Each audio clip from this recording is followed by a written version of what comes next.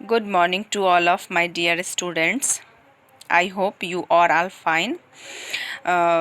Previous class में हमने पढ़ा था ब्लड के बारे में, और ब्लड के बारे में हमने पढ़ा था कि ब्लड के कंपोनेंट्स होते हैं, और वो 4 कंपोनेंट्स थे: प्लाज्मा, आरबीसी, डब्ल्यूबीसी और platelets.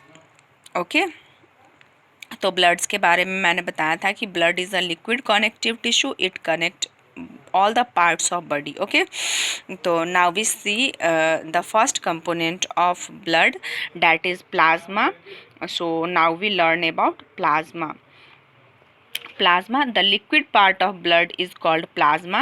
Plasma is a colorless liquid which consists mainly of water with many substances dissolved in it. Plasma contains dissolved substances such as protein, digested food, common salt, CO2, urea and hormones.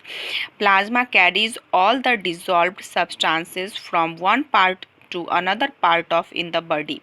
It means plasma क्या होता है? Liquid part होता है blood का, जो जिसमें सबसे ज़्यादा पानी होता है. आपको बता दें कि इसमें लगभग 90% तक पानी होता है प्लाज्मा में, और उसके बाद जो 10% बच जाता है उसमें सारे कंटेन सब मतलब इसके जो भी सब्सटेंस है वो डिज़ोल्व रहते हैं.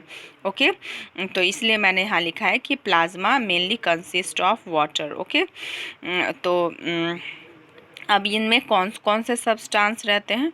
तो इसमें प्रोटीन रहते हैं, डाइजेस्टेड फूड रहते हैं, कॉमन साल्ट, CO2 और यूरिया जैसे वेस्ट प्रोडक्ट भी होते हैं. यानी CO2 और यूरिया क्या है? प्लाज्मा का वेस्ट प्रोडक्ट है जो कि शरीर से बाहर निकाल दिया जाता है.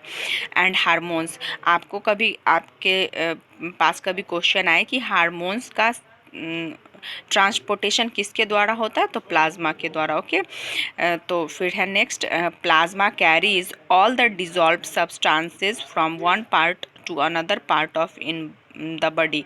इट मीन्स ये सारा जो डिजॉल्व है इसमें, उसको एक जगह से दूसरे जगह तक पहुंचाता है कौन? Plasma. Okay, now we learn about second components of blood, that is red blood sales. It means RBC. Red blood sales को हम लोग शॉर्ट में आरबीसी भी कहते हैं.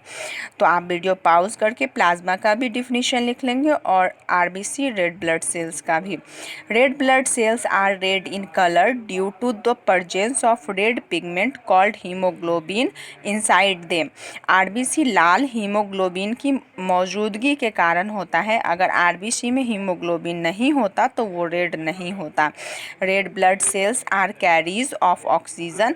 और हीमोग्लोबिन के पास ये ऐसी क्षमता होती है, और आरबीसी जो हीमोग्लोबिन के कारण लाल है उसी के पास ऐसी क्षमता है कि वो ऑक्सीजन को ग्रहण कर सके और एक जगह से दूसरे जगह ले जा सके.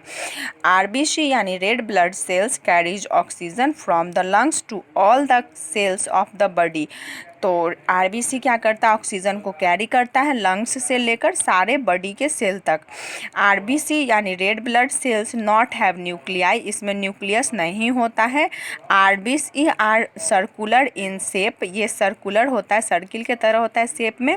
Red blood cells have to made quickly because they do not live for very long. ये बहुत दिनों तक जिंदा नहीं रहता है, इसलिए ये जल्दी से बन जाता है. ये लगभग 3 से 4 दिन तक जिंदा रहता है हमारे सेल में. RBC live for about 4 months.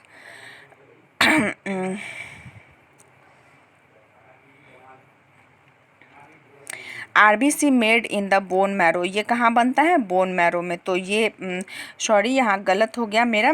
RBC बहुत दिनों तक जिंदा रहता है. डब्ल्यूबीसी 3-4 दिन तक जिंदा रहता है. आरबीसी 120 दिन लगभग जिंदा रहता है, यानी 4 महीने के लगभग. ओके, तो इसको यहाँ ठीक कर लेंगे. नेक्स्ट जो क्वेश्चन है जो मैंने आपको राइट और लर्न दोनों करने के लिए दिया है, तो ये है first question, what is plasma और व्हाट इज़ आरबीसी. आपको ये राइट और लर्न दोनों करने हैं. Bye bye.